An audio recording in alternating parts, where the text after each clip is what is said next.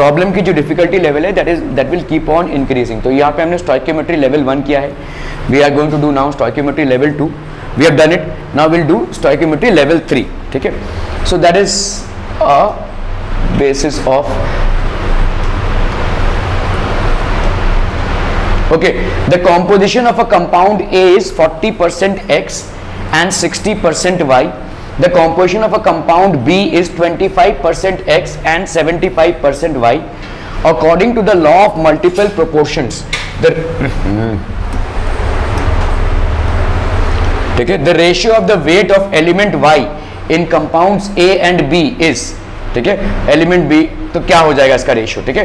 composition of a compound A, compound A में, अरे यार क्या हो रही है, देखो कंपाउंड ए में क्या है आपका 40% क्या है एक्स है एंड 60% क्या है भाई साहब वाई है, ठीक है।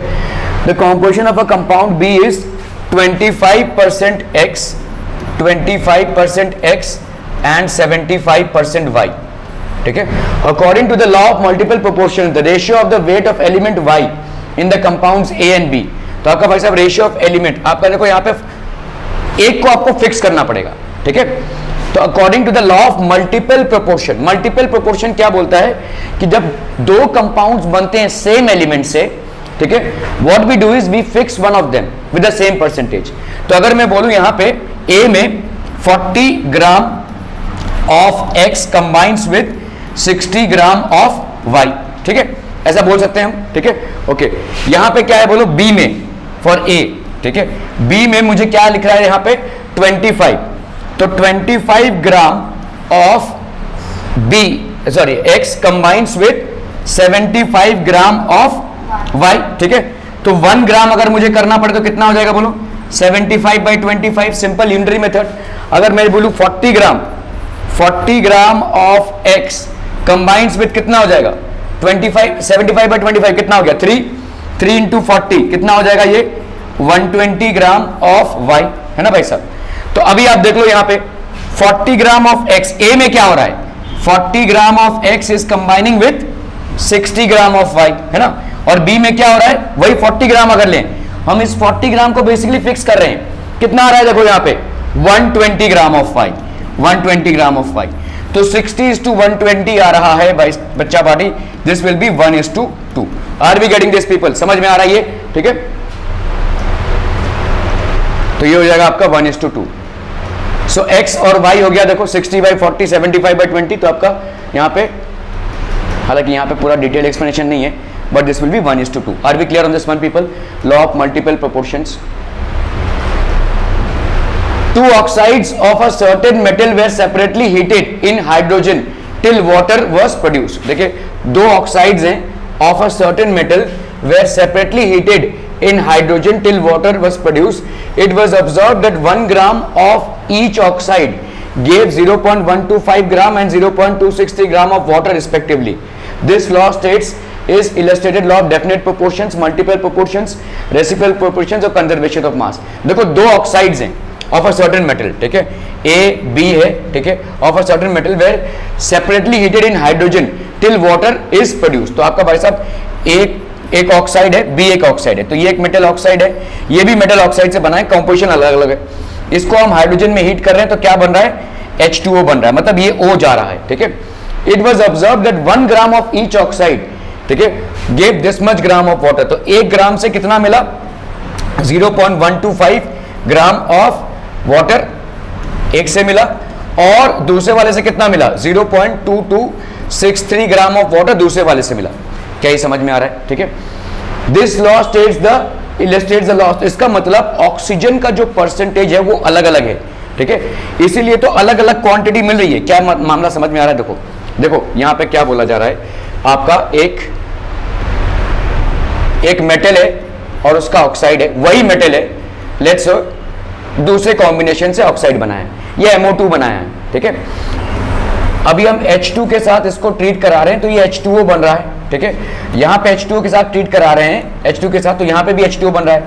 ऑब्वियसली ये H2O कहाँ से बना रहेगा, इस O से, ऑब्वियसली H2 कहां से बना रहेगा, इस O से। यहां पे एक डिफरेंट क्वांटिटी बन रही है, यहां पे डिफरेंट क्वांटिटी बन रही है, यहां पे हमने इसका भी 1 ग्राम लिया हुआ है, यहां पे इसका भी 1 ग्राम लिया हुआ है, तो ये डिफरेंट क्वांटिटी क्यों बन रही होगी, ठीक है। H2 तो सेम ही है और ये मेटल की क्वांटिटी भी सेम, मेटल ऑक्साइड और ये वाली मेटल ऑक्साइड दोनों की क्वांटिटी सेम है, दैट इज 1 ग्राम।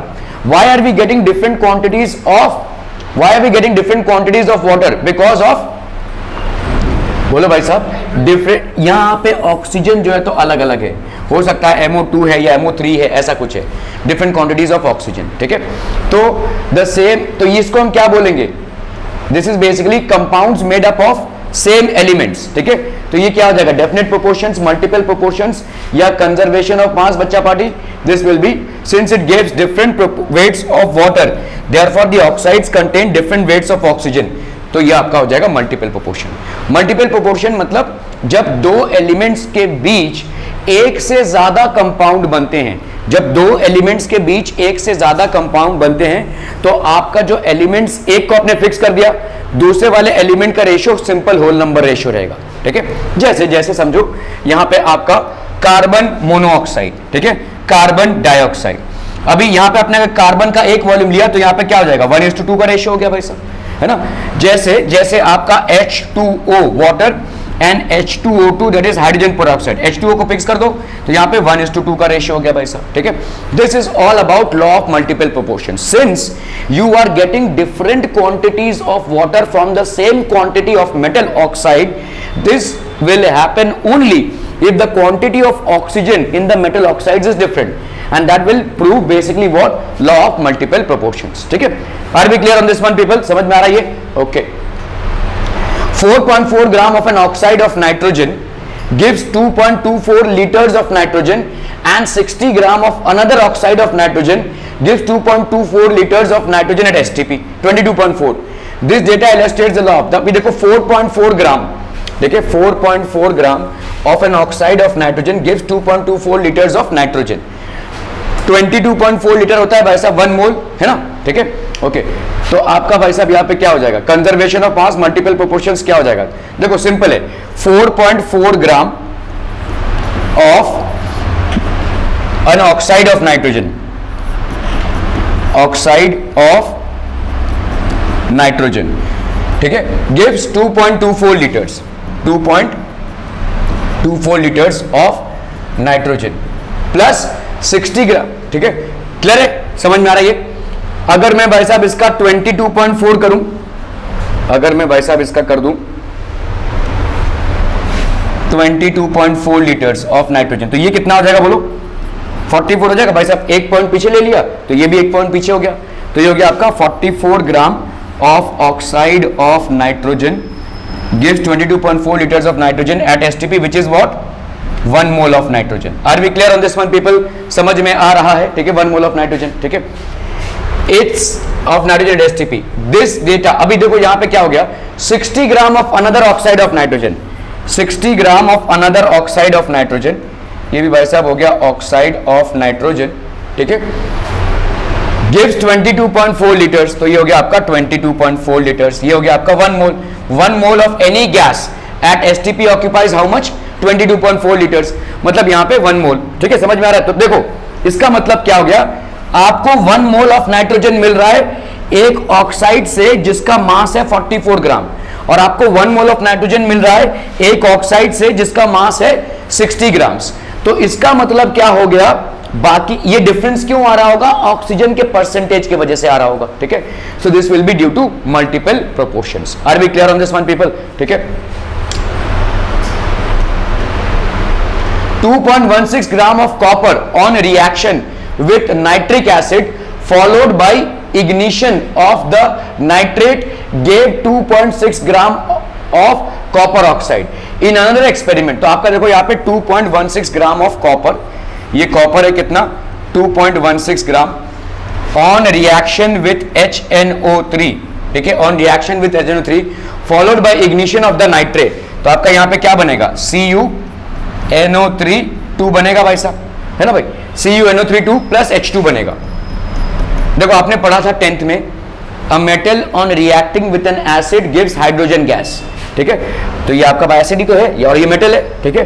तो 2.16 ग्राम है, इसका कितना बना भाई साहब, followed by ignition of the copper nitrate. अभी इसको अगर हम हीट करें, इसको अगर हम हीट करें तो क्या मिल रहा है, देखो गेव, ये आपका बनाएगा CuO प्लस, ठीक है, NO2, ठीक है, CuO प्लस NO2। तो यहाँ पे कितना बना कॉपर ऑक्साइड, देखो कॉपर ऑक्साइड कितना बना 2.7 ग्राम। ये तमाम चीजों में देखो, तमाम चीजों में क्या है, कॉपर कितना था आपका 2.16 और कॉपर ऑक्साइड कितना बना 2.7, मतलब कॉपर ऑक्साइड में भाई साहब कितना है 2.16 ये है, और ये कितना है, ऑक्सीजन कितना है 2.7 माइनस 2.16, बोलो समझ में आता है, ये 6 + 4 10 हो गया, यहाँ पे 7 6 1, तो ये हो गया 0.54। Are we getting this? इस कॉपर ऑक्साइड में देखो, कॉपर ऑक्साइड में, इस कॉपर ऑक्साइड में, क्योंकि ये 2.16 तो लेकर ही चले हो ना, तो यहां तो 2.16 तो रहेगा ही, ठीक है, और 2.7 ग्राम्स का कॉपर ऑक्साइड बना। इस 2.7 ग्राम से आप 2.16 को माइनस, सॉरी 2.16 को माइनस कर दो, कितना आ गया आपका भाई साहब 0.54। तो मतलब इस कॉपर ऑक्साइड में बच्चा पार्टी क्या हो जाएगा, आपका कॉपर है कितना 2.16 और आपका ऑक्सीजन है कितना 0.54, ठीक है।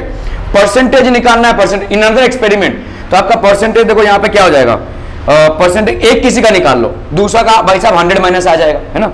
तो आपका 2.16 अपॉन 2 पॉइंट कितना है भाई साहब, 2.16 अपॉन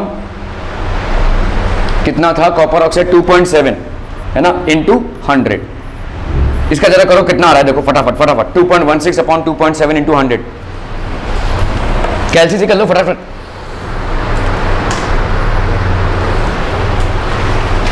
टू 2.16 अपॉन 2.7 इंटू 100, 80% आ रहा है, परफेक्ट। अच्छा चलिए भाई साहब 80% हो गया कॉपर, ठीक है, 80% कॉपर मतलब ऑब्वियसली क्या हो जाएगा 20% ऑक्सीजन, पहले सैंपल में। दूसरे सैंपल में आते हैं, in other experiment 1.15 gram of copper oxide upon reduction with hydrogen gave 0.92 gram of copper. तो यहां पे क्या था भाई साहब, कॉपर ऑक्साइड था, इसको आपने रिड्यूस किया किससे, हाइड्रोजन से, मतलब हाइड्रोजन क्या लेकर भागेगा, इसके ऑक्सीजन को, ठीक है। यहां पे क्या हो जाएगा बोलो, कॉपर ऑक्साइड, कॉपर, तो ये आपका कॉपर ऑक्साइड कितना है, कॉपर ऑक्साइड यहाँ पे कितना है भाई साहब 1.15 ग्राम, और इसमें से कितना कॉपर मिला तुम्हें 0.92 gram. Are we getting this people? तो यहाँ पे परसेंट भाई, यहाँ जो आया होगा यहां से ही तो आया होगा, तो इसका परसेंटेज अगर मुझे निकालना हो 0.92 अपॉन 1.15 इंटू 100, जरा कीजिए इसको, कितना आ रहा है देखो,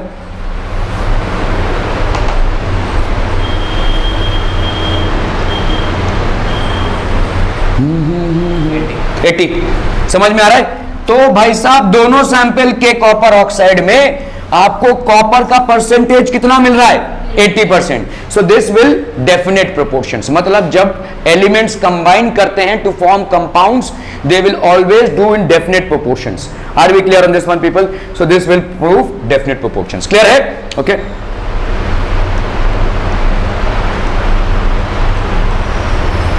सो ये आपका हो गया done. In the species 4 gram of sodium hydroxide, 4.8 gram of sulfur dioxide, 4 gram of carbon dioxide and 2.8 gram of calcium oxide. Decreasing order of the weight of oxygen.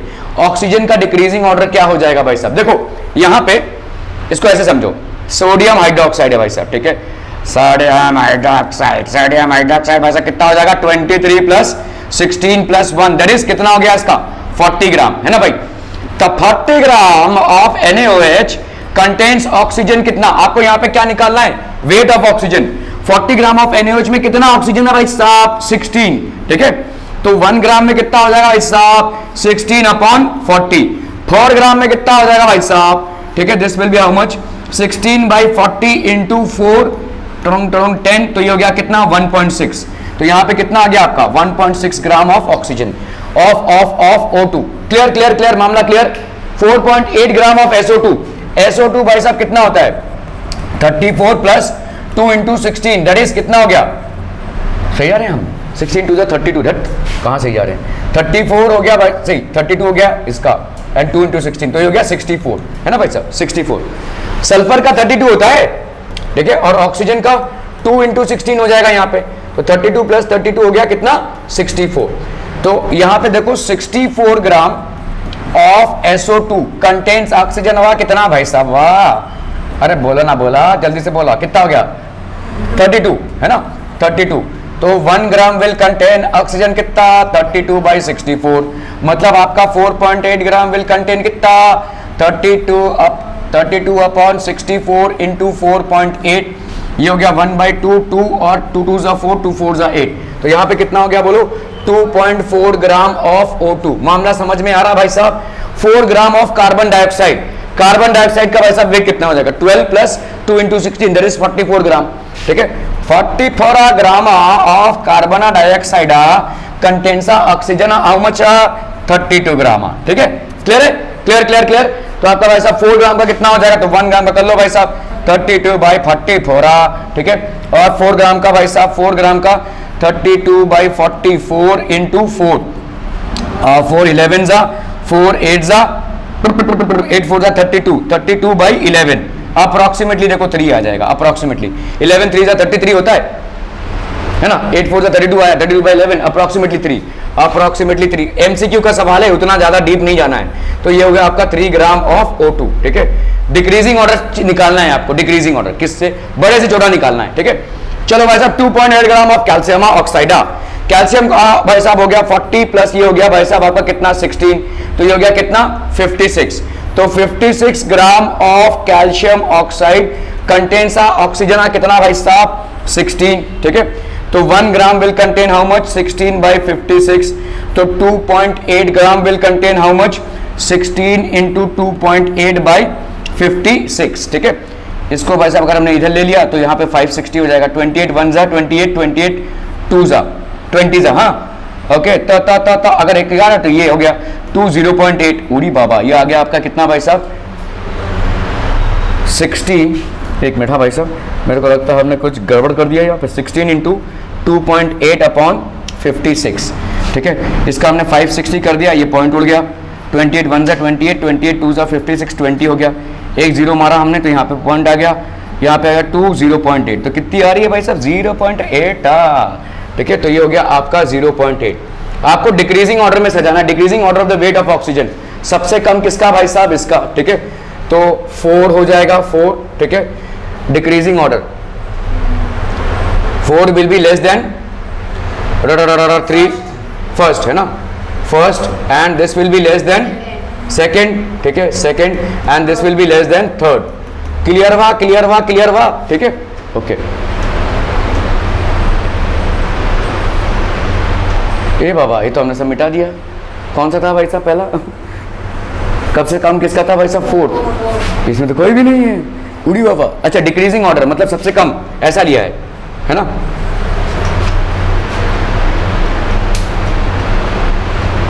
तो इन सबका वैल्यूज निकाला है। देखो यहाँ पे मैंने 3 लिया था, देखो 2.9 आया हुआ है, 2.9 लिया हुआ है। ठीक है, सो अप्रोक्सीमेटली 0.8 ये देखो 2.4 और यहाँ पे 1.6। तो आपका भाई साहब यहाँ पे आंसर कौन सा है? ए ए ए ए ए ए ए ए। हाँ देखो, ये डिक्रीजिंग ऑर्डर मतलब इधर है, इसके बाद ये, इसके बाद ये, इसके बाद ये। ठीक है, ओके ओके ओके ओके।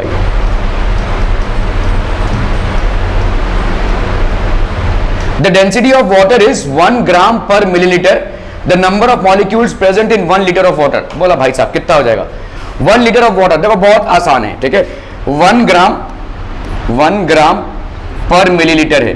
तो भाई साहब अगर मैं इस मिलीलीटर को बनाऊं लीटर तो क्या हो जाएगा? वाला वाला जल्दी से बोलो।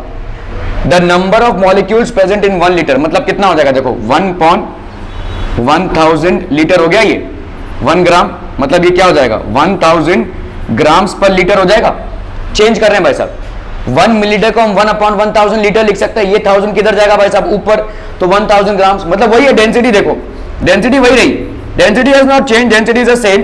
It's just that you are expressing instead of grams per millilitre you are expressing it into grams per litre. ठीक है, ओके चलिए, ये हो गया डेंसिटी। मतलब वाह भाई साहब, यहाँ पे density of water is this, the number of molecules present in 1 litre of water. तो आपके 1 लीटर ऑफ वाटर में, 1 लीटर ऑफ वाटर में भाई साहब कितना ग्राम्स प्रेजेंट है? बोलो 1 ग्राम प्रेजेंट है ना। अभी 1 ग्राम्स का कितना मॉलिक्यूल्स हो जाएगा? देखो 18 ग्राम्स में, 18 grams of water contains Na number of molecule, that is Avogadro's number of molecule 6.022 into 10 to the power 23. 18 कहाँ से आया भाई साहब? H2O है, H2O मतलब 2 into 1 plus 1 into 16, तो ये हो गया आपका 18. ठीक है, 18 grams contains Na number of molecules. तो भाई साहब 1 ग्राम कितना हो जाएगा? This will be Na by 18. ठीक है, तो 1 liter of water, ठीक है, कितना हो गया भाई साहब? 1000 grams. I am so sorry, 1000 grams होगा. ठीक है, और 1000 grams कितना हो जाएगा?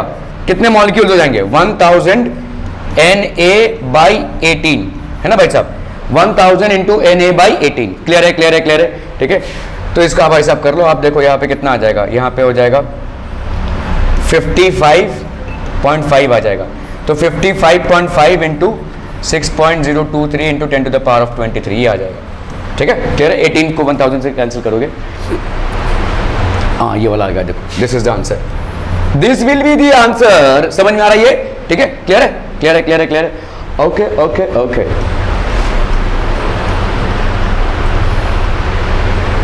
Ordinary water contains 1 part of heavy water per 6000 parts by weight. Heavy water होता है जिसको हम D2O बोलते हैं. ठीक है, H2O होता है और एक D2O होता है. खैर उसको देखते हैं. Ordinary water contains 1 part of heavy water per 6000 parts by weight.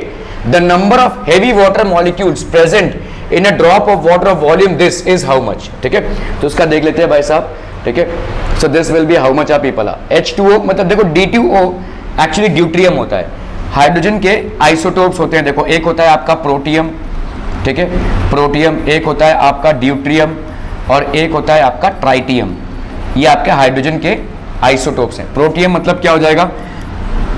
1H1. ठीक है, ड्यूट्रियम मतलब क्या हो जाएगा? 2D1 ऐसा लिखते हैं हम, और ट्राइटियम मतलब 3T1. हालांकि आप इसको भी ऐसा लिख सकते हैं 21H एंड 3H1, इसको ऐसा लिख सकते हैं. These are isotopes of hydrogen. ठीक है, तो आप देखो यहाँ पे ordinary water contains 1 part of heavy water per 6000 parts by weight. ठीक है, तो 6000 parts by weight में आपका 1 part क्या हो गया? हेवी वाटर, और 6000 parts आपका क्या हो गया? वाटर. ठीक है, the number of heavy water molecules present in a drop of volume 0.01 millilitre. ठीक है, तो आपका भाई साहब यहाँ पे ठीक है, ओके. ड्यूट्रियम, ड्यूट्रियम मतलब कितना हो जाएगा? देखो यहाँ पे हो गया आपका 1 part ये ना. देखो H2O का भी वेट कितना आएगा? 18, और इसका वेट कितना आएगा भाई साहब? ठीक है, this will be basically what to. यहाँ पे देखो 20 ग्राम इज इक्वल टू Na है कि नहीं? समझ में आ रहा है ये? 20 ग्राम मतलब क्या हो गया? इसका एक पार्ट और इसका एक पार्ट. ठीक है, okay, so that will be 20 gram is equal to Na. तो 0.01 कितना हो जाएगा आपका? 5 इंटू 10⁻16. ठीक है, okay. Metal M of atomic weight this has a density of this much. The apparent volume occupied by one atom of the metal will be. ठीक है, एक मेटल है M जिसका एटॉमिक वेट कितना दिया हुआ है? एटॉमिक वेट दिया हुआ है 59.94. ठीक है, ये हो गया इस मेटल का एटॉमिक वेट. देन सॉरी, हाँ 54, आई एम सो सॉरी, 54.94 ये इसका एटॉमिक वेट दिया हुआ है. अप्रॉक्सीमेटली आप वैसा कभी भी एटॉमिक वेट ऐसे नहीं लेते हैं. ठीक है, तो आप इसको क्या मान लोगे? 55 ग्राम. ठीक है, मान लो 55 ग्राम. सारे कैलकुलेशन में भी आप 55 ग्राम ही आराम से यूज कर सकते हैं. A metal M of atomic weight कितना हो गया? 55 ग्राम. इसकी डेंसिटी कितनी है भाई साहब? Density is equal to 7.42 grams per cc. ठीक है, the apparent volume occupied by one atom of the metal will be. ठीक है, one atom of the metal से कितना वॉल्यूम होगा? ठीक है, देखो समझो, इसका एटॉमिक वेट क्या है भाई साहब? 55 ग्राम. मेटल है तो आपका भाई साहब एक ही रहेगा. ठीक है, तो वैलेंसी इनकी 1 ही होगी. ओके, अभी देखो यहाँ पे 55 ग्राम मतलब क्या हो गया? 1 मोल है ना. 1 मोल कितना? 1 atom of the metal. The apparent volume occupied bye कितने एटम्स हो जाएंगे? Na नंबर ऑफ एटम्स है ना. Na एटम्स हो जाएंगे कि नहीं? 55 ग्राम मतलब 1 मोल. 1 मोल में कितने एटम्स होंगे? Na नंबर ऑफ एटम्स होंगे. ठीक है, ओके. तो आप देखो भाई साहब यहाँ पे हम इसको उल्टा लिखें अगर, Na number of atoms of metal M has got a weight of how much? 55 gram. Na number of atoms of metal M has got a weight of 55 grams. ठीक है, अच्छा 55 ग्राम का वॉल्यूम कितना होगा? देखो 7.42 ग्राम्स का भाई साहब वॉल्यूम कितना है? 1 क्यूबिक सेंटीमीटर है ना, यही दिया हुआ है. तो 1 ग्राम का वॉल्यूम कितना होगा? 1/7.42। आप सबको भाई साहब चाय कॉफी की जरूरत है। 7.42 ग्राम्स ऑफ वाटर कितना है of the metal occupies a volume of 1 cc, तो 1 gram will occupy a volume of 1 upon 7.42 cc, तब 55 gram will occupy how much are people? 55 upon 7.42 cc। जरा फटाफट 11 7 11 69 69 70 71 72 70 74।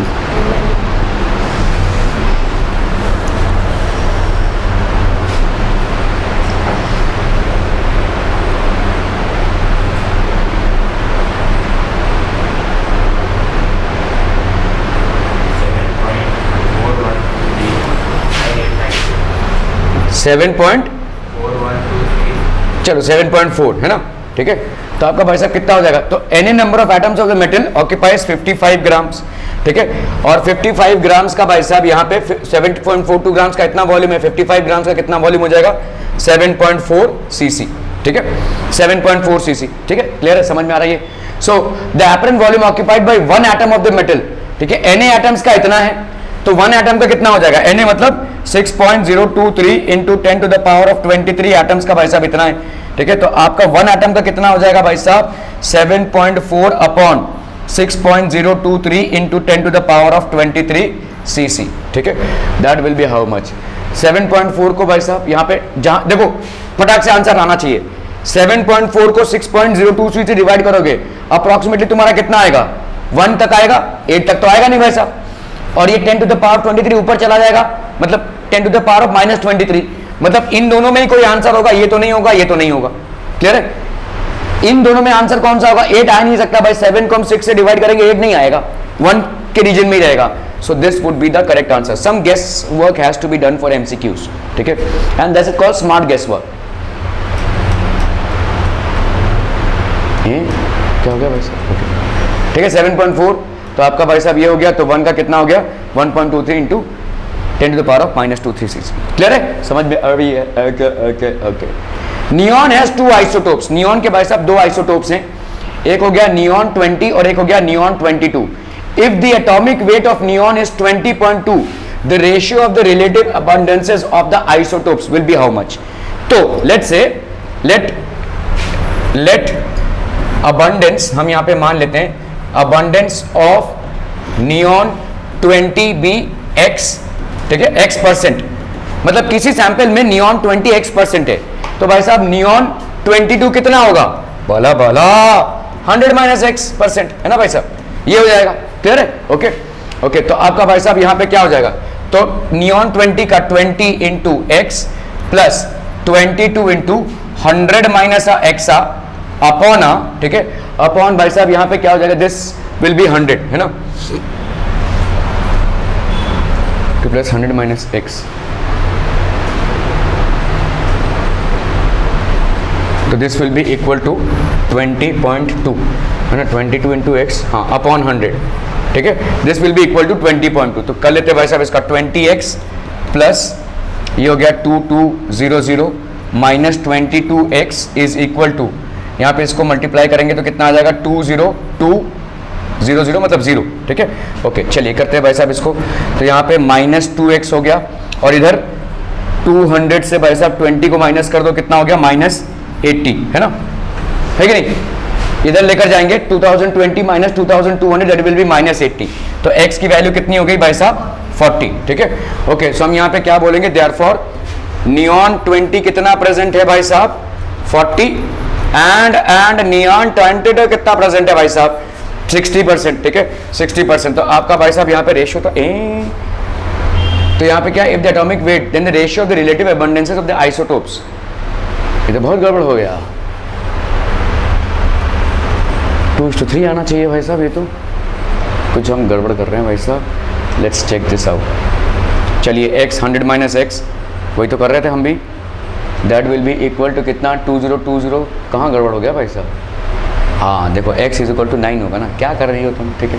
x इज इक्वल टू 9 होगा, 2x is equal to 180 तो हम भी पहुँच गए थे, x इज इक्वल टू 90 होगा। चलो, तो वेट ऑफ 90 ये हो गया 90, ये हो गया भाई साहब 10, तो आपका 90:10 मतलब 9:1। क्लियर है? Clear clear clear, okay okay okay.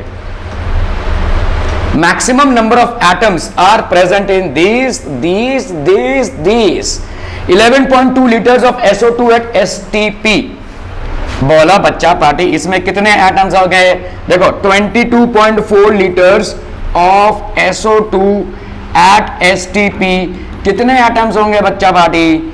Na, नहीं एटम्स पूछा भाई साहब। SO2 मतलब एक एटम S का, दो एटम भाई साहब ऑक्सीजन का, ये तो molecule 3 into Na। Are be clear on this one? अगर मॉलिक्यूल्स पूछा होता तो तुम Na बोलते थे, लेकिन यहाँ पे एटम्स पूछा है तो 3 Na हो गया भाई साहब, ठीक है। तो 11.2 मतलब इसका तुमने क्या कर दिया? आधा। तो यहाँ पे भी क्या हो जाएगा भाई साहब? 3/2 Na। क्लियर है? ये हो गया आपका 3/2 Na। चलो भाई साहब 22.4 litres of helium at STP। Helium का भाई साहब कितना होता है? 4। हाँ, इसके कितने एटम्स हो जाएंगे? सीधा Na नंबर ऑफ एटम्स, ठीक है। क्लियर है? सीधा Na नंबर है, इसका तो भाई साहब वैलेंसी है नहीं, ठीक है। 2 ग्राम्स ऑफ डाइहाइड्रोजन, ठीक है, H2 का भाई साहब 2 ग्राम्स में कितने मॉलिक्यूल्स होंगे? Na नंबर ऑफ मॉलिक्यूल्स होंगे, और एक मॉलिक्यूल में हाइड्रोजन के कितने एटम्स होते हैं भाई साहब? 2। तो ये हो जाएगा 2Na। Are be clear? तो ये हो गया भाई साहब 2Na। 11.2 litres of methane at STP, 22.4 litre of methane at STP, कितने मॉलिक्यूल्स करेंगे भाई साहब? Na। एटम्स कितने होंगे? 4 इसका और 1 5, तो 5 Na। तो आप इसका 11.2 करेंगे तो भाई साहब कितना हो जाएगा? 5/2 Na, ठीक है। तो 5/2 को हम क्या लिख सकते हैं? 2.5 Na। तो इसको लिख दिया भाई साहब 2.5 Na। इसको क्या लिख सकते हैं भाई साहब? 1.5 Na, ठीक है। इसका हो गया 2 Na, इसका हो गया Na। किसका सबसे ज्यादा भाई साहब? D, है ना। Maximum number of atoms are present in 11.2 liters of methane at STP because that is how much? 2.5 Na. Clear?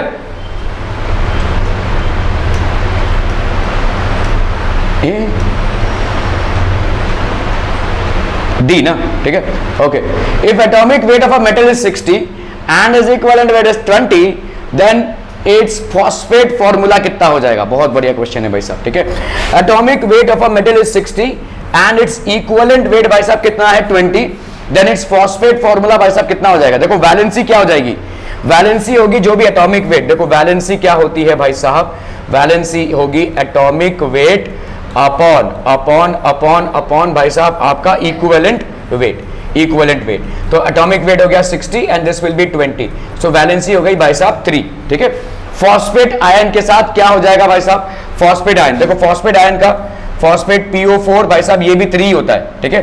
तो आपका PO4 लिख लो भाई साहब यहाँ पे 3, और मेटल का वैलेंसी लिख लो 3, ऐसे कंबाइन करते हैं ना 1 आपका MPO4 हो गया ये, ठीक है।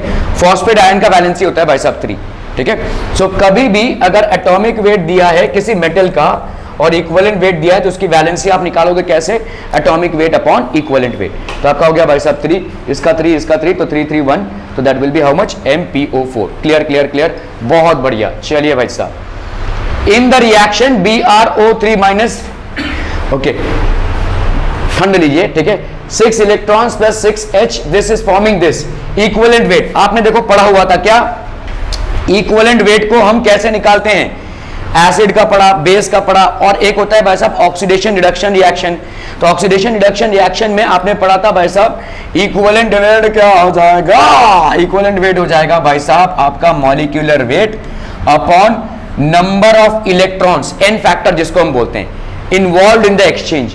यहां पे तो आपको बना बनाया इक्वेशन दिया हुआ है, एक्चुअली में ऑक्सीडेशन रिडक्शन में ये इक्वेशंस आपको खुद से बनाने पड़ते हैं। तो यहाँ पे कितना हो जाएगा बोलो? Molecular weight upon n. तो आपका मॉलिक्यूलर वेट अपॉन कितने इलेक्ट्रॉन्स का इन्वॉल्वमेंट है यहाँ पे? 6 इलेक्ट्रॉन्स का, तो 6 हो जाएगा। मॉलिक्यूलर वेट ऑफ BrO3, अभी मेरे को ब्रोमीन का भाई साहब जरा एटॉमिक वेट देखो ना कितना है, हम भूल गए भाई साहब ब्रोमीन का एटॉमिक वेट, फटाफट बताइए भाई साहब फटाफट। तो फॉर्मूला, चलिए छोड़ो, यहाँ पे जरूरत नहीं है, यहाँ पे दिया हुआ है फॉर्मूला वेट, मतलब आपका मॉलिक्यूलर वेट मतलब फॉर्मूला वेट, ठीक है। फॉर्मूला वेट अपॉन क्या हो जाएगा बोलो? 6, this will be the correct answer, n factor, ठीक है। ऑक्सीडेशन रिडक्शन रिएक्शन में, मतलब रेडॉक्स रिएक्शन में भाई साहब, चाहे ऑक्सीडाइजिंग एजेंट का चाहे रिड्यूसिंग एजेंट का भाई साहब, जब आप इक्विवेलेंट वेट निकालते हैं that will be equal to molecular weight upon number of electrons which are involve in the reaction. यहां पे नंबर ऑफ इलेक्ट्रॉन्स का इन्वॉल्वमेंट कितना है, 6, ठीक है। तो मॉलिक्यूलर वेट या फॉर्मूला वेट अपॉन 6 हो जाएगा। क्लियर, बहुत बढ़िया। In the reaction this equivalent weight of iodine कितना हो जाएगा बोलो, ये तुम नहीं कर पाओगे, खैर चलो इसको ऐसे देखते हैं। देखो यहां पे आपका आयोडीन कितना है भाई साहब, इसका चार्ज कितना है, 0 है। यहां पे कितना हो जाएगा बोलो, Na है और I है। मैं इसको अगर तोड़ूं तो यहां पे क्या हो जाएगा, Na प्लस और I माइनस हो जाएगा, ठीक है। आयोडीन ने एक इलेक्ट्रॉन गेन किया रहेगा, वो हैलोजन है, और सोडियम ने एक इलेक्ट्रॉन डोनेट किया रहेगा तो Na प्लस है, ठीक है। तो इसका मतलब यहां पे क्या हो गया, -1 है ना भाई। तो आयोडीन का क्या हुआ है भाई साहब, 0 से -1 हुआ है, मतलब उसने क्या किया, कितना इलेक्ट्रॉन्स गेन किया है, एक इलेक्ट्रॉन गेन किया ना भाई साहब। तो यहां पे इक्विवेलेंट वेट ऑफ आयोडीन क्या हो जाएगा, mW/1, मतलब mW है ना। Equivalent weight will be number of electrons gained is how much, 1। Sign मत दे देना उसमें, -1, ठीक है, जस्ट 1। तो ये हो गया आपका मॉलिक्यूलर वेट। तो आपका क्या हो जाएगा भाई साहब, ए। अरे यार ये ऑक्सीडेशन स्टेट, अच्छा हाँ, करेक्ट। देखो यहां पे क्या हुआ, एक आयोडीन का भाई साहब, एक आयोडीन का कितना है, -1। तो यहां पे कितने हैं, 2, ठीक है। तो 2 के कितने हो जाएंगे भाई साहब, -2। करेक्ट, दैट इज करेक्ट, ठीक है, ओके। तो यहां ऐसे भी देख लो, इधर एक आयोडीन का 0 था, 2 आयोडीन का कितना है भाई साहब, 0। लेकिन यहाँ पे 2 आयोडीन का है ना, तो एक आयोडीन ने कितना इलेक्ट्रॉन गेन किया, 1। यहाँ पे 2 आयोडीन कर रहे हो, 2 आयोडीन कितना इलेक्ट्रॉन गेन करेगा, 2। तो number of electrons gain would be 2, so that will B molecular weight upon 2। Yes, it is correct, ठीक है। A compound of phosphorus and sulfur contains 1.2 gram of phosphorus in 2.2 gram of the compound. The formula of the compound is, ठीक है। तो आपका देखो यहाँ पे phosphorus है, ठीक है, and sulfur, phosphorus and sulfur. A compound of phosphorus and sulfur contains 1.24 gram of phosphorus. आपका कंपाउंड कितने का है भाई साहब, कंपाउंड यहाँ पे कितना है भाई साहब, 2.2 gram. The formula for the compound, ठीक है। अभी फॉर्मूला क्या हो जाएगा यहाँ पे, ठीक है, ओके। तो आप देखो भाई साहब यहाँ पे फॉस्फोरस से आपको डिवाइड करना पड़ेगा, ये थोड़ा सा लंबा प्रॉब्लम है, ठीक है। आपको भाई साहब यहाँ पे क्या करना पड़ेगा, फॉस्फोरस देखो क्या है, 1.24 बाई फॉस्फोरस का वैलेंसी कितना है, 31, ठीक है। तो ये हो गया 2.2 माइनस 1.24 अपॉन 32। अभी देखो फॉस्फोरस और सल्फर, ठीक है, कंपाउंड कितने का है भाई साहब, फॉस्फोरस कितना है, 1.2 gram of phosphorus, 1.24 gram upon 31 will be the atomic weight of phosphorus, ठीक है, ओके। कितना सल्फर होगा, तो टोटल वेट कितना है, 2.2 माइनस 1.24, ये बाकी का क्या होगा, सल्फर, और सल्फर का एटॉमिक वेट कितना है, 32। ये इनका कंबाइनिंग रेशियो होगा कि नहीं, देखो ये हो गया number of moles of phosphorus and this is number of moles of sulphur that would be there in the compound, ठीक है। और इसी रेशियो से इसका भाई साहब मिल जाएगा आपको मॉलिक्यूलर फॉर्मूला, 0.004 0.003 आ रहा है, तो दैट विल बी अप्रोक्सीमेटली 4:3। तो P के कितने मोल्स प्रेजेंट है, 4, S के कितने मोल्स प्रेजेंट है, 3, तो दिस विल बी P4S3, ठीक है। ये हो जाएगा आपका answer, clear.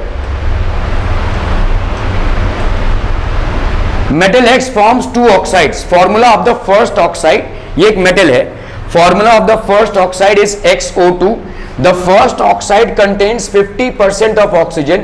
If the second oxide contains 60% of oxygen, the formula of the second oxide is, ठीक है। इसको ट्राई कीजिए जरा, ट्राई। ओके बच्चा party, metal X forms 2 oxides. The formula of the first oxide is XO2. The first oxide contains 50% of oxygen. If the second oxide contains 60% of oxygen, the formula of the second oxide कितना हो जाएगा, देखो यहाँ पे XO2 है, ठीक है, और यहाँ पे क्या बोला जा रहा है, इसमें आपका 50% ऑक्सीजन है, 50% भाई साहब ऑक्सीजन है, ठीक है, क्लियर है, समझ में आ रहा है, ठीक है। तो यहाँ पे आपका अगर 60% ऑक्सीजन होता है तो इसका कितना हो जाएगा, ठीक है, that is what has been asked. So let's look at this, देखो XO 1:2 है भाई साहब, देखो XO2 है ना, तो इसमें कितना हो गया, 1:2 ही तो हो गया, 1:2, ठीक है।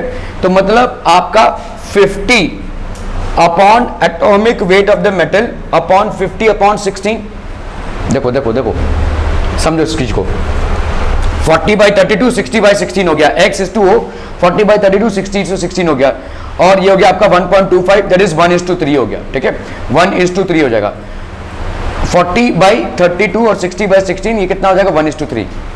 इसको कैसे समझें भाई साहब? XO2 है 50% है ना, किसको किसमें लिखा हुआ है सवाल? चलिए XO2 है 50%, तो आपका एक कंपाउंड है XO2, इसमें भाई साहब कितना है 50% आपका क्या है ऑक्सीजन है। अभी हमें देखो इसमें X का एटॉमिक वेट नहीं मालूम, ऑक्सीजन का एटॉमिक वेट कितना है 16, ठीक है। तो ये फॉर्मूला कैसे आया रहेगा? फॉर्मूला ऐसे आया रहेगा भाई साहब, ठीक है। लेट्स से X का एटॉमिक वेट हमने X ले लिया, ठीक है। Let's say atomic weight of X is small x, ठीक है।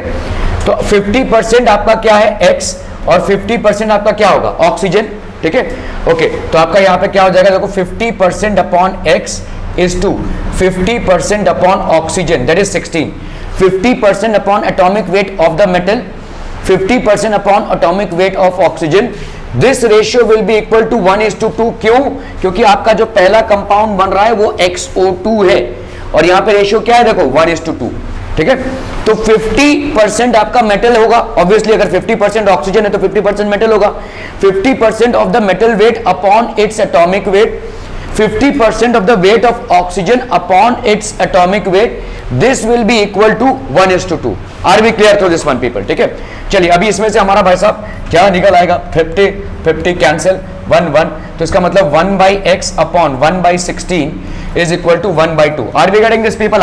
ठीक है, तो दिस विल बी 16/x is equal to 1/2। Clear? सो x की वैल्यू क्या हो गई भाई साहब 32। Clear clear clear clear. x की वैल्यू क्या हो गई, मतलब आपको अभी क्या मालूम चल गया भाई साहब, atomic weight of the metal.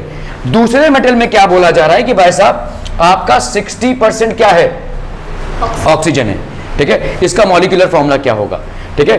तो अभी आप कर लो भाई साहब, 60% अगर ऑक्सीजन है तो 60/16 हो गया, और मेटल कितना होगा 40% होगा, तो यहाँ पे 40 लिखा आपने और यहाँ पे कितना लिखा भाई साहब 32, ठीक है। 4 10 जा 40, 4 8 जा 32, 2 5 जा 10, 2 4 जा 8, यहाँ पे आपका कितना हो जाएगा भाई साहब 4 4 जा 16, 4 15 जा, है ना। यहाँ पे कितना हो गया 5/4, that will be how much 0.5, 4 1 जा 4, 4 2 जा 8, 4 5 जा 20, ठीक है। और यहाँ पे कितना हो जाएगा बोलो 4 4 जा 16, नहीं 4 3 जा 12, 4 3 जा 12, 5 से 2 गया 3, 4 7 जा 28, 4 5 जा 20, ठीक है भाई साहब। ओके 0.1 नहीं होगा ना, यही हो रहा है। चलिए 0.125, 3.75, 125 को अगर हम भाई साहब 3 से मल्टीप्लाई करते हैं कितना आ जाएगा 5 3 जा 25, 3 2 जा 6, नहीं 3 2 6 8, ये भी नहीं आ रहा है, 385 आ रहा है, नहीं 75 आएगा यार, 25 3 जा 75 भी तो होता है, हाँ 375 आ रहा है बराबर, ठीक है। तो यहाँ पे कितना हो जाएगा बोलो, अगर हमने 0.125 को भाई साहब 3 से मल्टीप्लाई किया, सो this will be how much 3, ठीक है, 1:3 आ जाएगा ये, this will be how much, sorry ये 1.25 होगा, आई एम सो सॉरी, 1.25 और यहाँ पे 3.75, तो 1:3 लिख सकते हैं। तो मतलब आपका ये हो गया X और ये O, so the formula of the compound will be XO3। Are we clear? Clear है क्लियर है क्लियर है क्लियर है। Okay, so option XO3 B, ठीक है।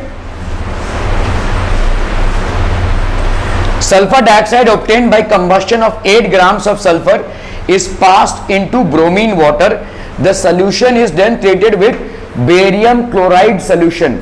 The amount of barium sulfate formed is कितना हो जाएगा, ठीक है। Okay, sulphur dioxide obtained by the combustion of, तो आपका भाई साहब यहाँ पे क्या है सल्फर, ठीक है। ये आपका सल्फर है, इसका हो रहा है क्या कंबस्शन। सल्फर डाइऑक्साइड का कंबस्शन आपको क्या दे रहा है भाई साहब sulphur dioxide, sulphur plus oxygen is giving you what sulphur dioxide, ठीक है। Sulphur dioxide obtained by the combustion of 8 grams of sulfur, यहाँ पे कितना है भाई साहब 8 ग्राम्स ऑफ सल्फर, ठीक है। Is passed into bromine water, इसको आप किसमें पास करा रहे हैं भाई साहब ब्रोमीन वाटर, ठीक है, ब्रोमीन वाटर से पास करा रहे हैं. The solution is then treated with barium chloride solution. फिर हमने इसमें क्या किया भाई साहब, बेरियम क्लोराइड सोल्यूशन से, ठीक है. The amount of barium sulphate, तो आपका यहाँ पे क्या फॉर्म होगा भाई साहब, BaSO4, कितना फॉर्म होगा, ठीक है. How much of barium sulphate will be form, ठीक है. 8 ग्राम्स ऑफ सल्फर है, बोलो कितने मोल्स ऑफ सल्फर हो जाएंगे. देखो बेरियम सल्फेट में सल्फर कितना मोल है भाई साहब, 1 मोल है, ठीक है. जितना, तो यहां पे आपका भाई साहब ऑक्सीजन कितना होगा, देखो S+O2 ये बनेगा SO2. इसको bromine water in the presence of barium chloride करेंगे तो आपका क्या बन जाएगा भाई साहब, BaSO4 बन जाएगा. This is going to form what people are, BaSO4. तो देखो 32 gram of sulphur is present in, आप यहां पे देखो BaSO4, ये जो BaSO4 बन रहा है, ठीक है, आपका BaSO4 में ये वाला S कितने का है, 1 मोल. 1 मोल मतलब कितना हो गया भाई साहब, 32 ग्राम्स, है ना भाई. सल्फर का 1 मोल का कितना होता है, 32 ग्राम्स. अभी आप यहां पे क्या बोल रहे हो, 8 ग्राम्स ऑफ सल्फर. तो 8 ग्राम्स ऑफ सल्फर में कितने मोल्स होंगे, बोलो भाई साहब, 8 grams, 32 grams of sulphur is equal to 1 mole, ठीक है. तो भाई साहब 8 grams of sulphur will be equal to how much of people are, 8/32, है ना. 8/32 that will be what, 1/4, that is how much, 0.25, है ना भाई, 0.25 आ जाएगा. तो इसका मतलब 8 grams of sulphur will form what, 0.25 moles of sulphur. अभी 0.25 मोल्स ऑफ सल्फर मतलब इतना ही मोल, तो भाई साहब तो 1 मोल बेरियम सल्फेट में, 1 मोल बेरियम सल्फेट में सल्फर कितने का भाई साहब, 1 मोल का, ठीक है. तो सल्फर कितने का भाई साहब, जहां पे सल्फर 0.25 मोल होगा वहां पे बेरियम सल्फेट कितना होगा, 0.25 मोल, है ना. 1 मोल सल्फर से 1 मोल बेरियम सल्फेट बनता दिख रहा है आपको, तो 0.25 मोल सल्फर से कितना बनता दिखेगा, 0.25 मोल बेरियम सल्फेट, ठीक है. तो आपका 8 ग्राम ऑफ सल्फर इज प्रेजेंट इन, तो आप यहां पे क्या बोल सकते हैं, 0.25 मोल ऑफ बेरियम सल्फेट, ठीक है. So the amount of barium sulphate formed is 0.25 gram moles. Are we clear, बहुत बढ़िया भाई साहब, बहुत बढ़िया. 0.2 moles of hydrocarbon which can not decolourise bromine water. देखो जितने भी आपके हाइड्रोकार्बन होते हैं they generally decolourise bromine water on complete combustion. Decolourise bromine water, bromine water को डीकलराइज कौन करेगा, पढ़ चुके हैं आप 10th में. अगर आपका अनसैचुरेटेड रहेगा, अनसैचुरेटेड हाइड्रोकार्बन रहेगा, इसको हम ब्रोमीन वाटर टेस्ट भी बोलते हैं, ठीक है. This is also known as bromine water test, ठीक है. ब्रोमीन वाटर टेस्ट होता क्या है, जैसे समझो यहां पे हो गया आपका CH2 डबल बॉन्ड CH2, है ना भाई साहब. ये क्या हो गया आपका इथीन, इसको आप ब्रोमीन वाटर के साथ ट्रीट करा रहे हैं, ब्रोमीन वाटर के साथ, तो आपका क्या हो जाएगा भाई साहब, दिस विल फॉर्म CH2Br और यहां पे हो गया CH2Br. आपका ब्रोमीन पूरा का पूरा इसमें चला गया, इसलिए ब्रोमीन वाटर क्या हो जाएगा, ब्रोमीन वाटर विल डीकलराइज. और ब्रोमीन वाटर डीकलराइज हमेशा किसमें होगा, अनसैचुरेटेड हाइड्रोकार्बन में, मतलब वैसे हाइड्रोकार्बन जहां पे डबल या ट्रिपल बॉन्ड्स आपके प्रेजेंट होते हैं. आर वी क्लियर, ठीक है. सो 0.2 moles of a hydrocarbon which can not decolourise hydrocarbon, तो इसका मतलब ये हाइड्रोकार्बन क्या है, सिंगल बॉन्ड, मतलब सैचुरेटेड है, ठीक है. So this is basically a alkane बोल सकते हैं हम, है ना भाई साहब, this is an alkane. Clear है, आर वी क्लियर, ठीक है. Of a hydrocarbon which cannot decolorize on complete combustion produce this much of carbon dioxide. The molecular weight of the hydrocarbon, मैंने आपको एक फॉर्मूला लिखाया था, देखो हाइड्रोकार्बन के कंबस्शन का, C6CXHY इज इक्वल टू कितना होगा, XCO2 प्लस Y/4 की Y/2, Y/2 H2O. You are sure about this?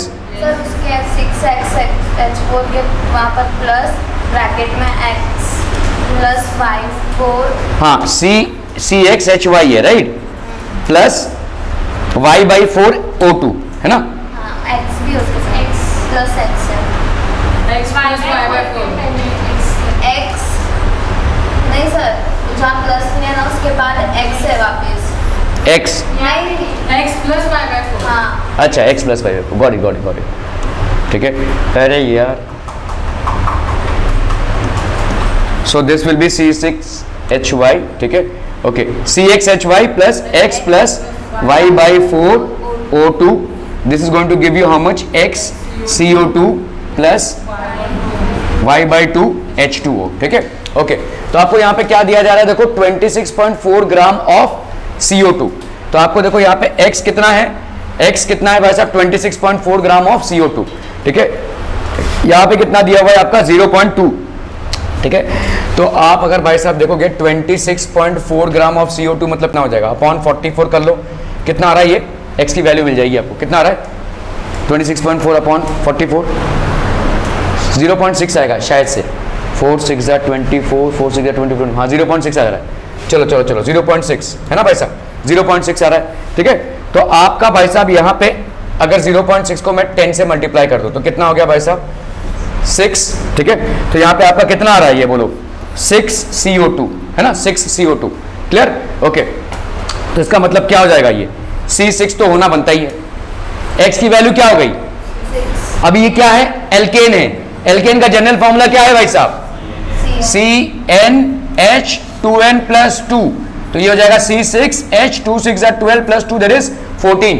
आपको यहाँ पे क्या पूछा है, the molecular weight of the hydrocarbon, molecular weight बोलो कितना हो जाएगा, 6 इंटू 12 प्लस 14 इंटू 1, तो दैट विल बी 72 प्लस 14, कितना हो जाएगा बोलो यहाँ पे, पूरी बाबा यहाँ तो है ही नहीं, क्या हो गया भाई साहब ये,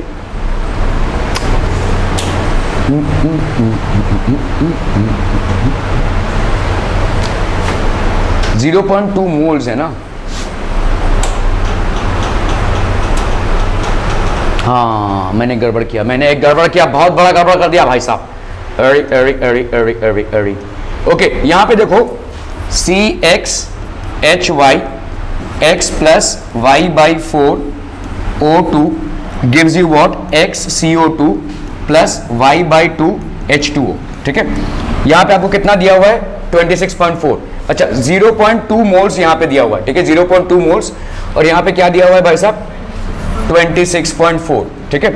अगर मैं यहाँ पे 1 मोल कर दूं बोलो तो कितना हो जाएगा, this will be 26.4 upon 0.2 into 1 लिखने का तो कोई मतलब नहीं होता नहीं, ठीक है। तो यहाँ पे कितना हो जाएगा बोलो, this will be 2 13 26, 2 2 4, 132 gram of CO2 है ना भाई साहब, 132 gram of CO2, 132 gram of CO2 कितना होगा, अगर मोल्स निकालना हो तो 132 अपॉन CO2 का भाई साहब कितना होता है एटॉमिक वेट, ये हो गया आपका 12 प्लस प्लस 32 दैट इज 44 है ना, तो 132 upon 44 that is how much, 3, ठीक है। तो ये हो गया आपका कितना भाई साहब, X की वैल्यू आ गई 3, ठीक है, हाँ X की वैल्यू आएगी 3, ठीक है, क्लियर है, क्लियर है। ये X की वैल्यू कितनी आ गई भाई साहब, 3 CO2, मतलब यहाँ पे क्या होगा भाई साहब C3, और यहाँ पे ऑब्वियसली क्योंकि ये एल्केन है, आपका ब्रोमीन वाटर टेस्ट डिक्लाइन हो रहा है, तो this will be a saturated hydrocarbon which means an alkane, ठीक है। तो कितना C3H8, सिंपल भाई साहब C3H8, CnH2n2 प्लस का फॉर्मूला लगाएंगे, यहाँ पे हो गया C3 3 2 6 प्लस 2 8, ठीक है। C3H8 का भाई साहब मॉलिक्यूलर वेट हो गया 3 into 12 plus 1 into 8 that is 36 plus 8 that is how much, आप ये बोला 44, तो this will be the answer, clear.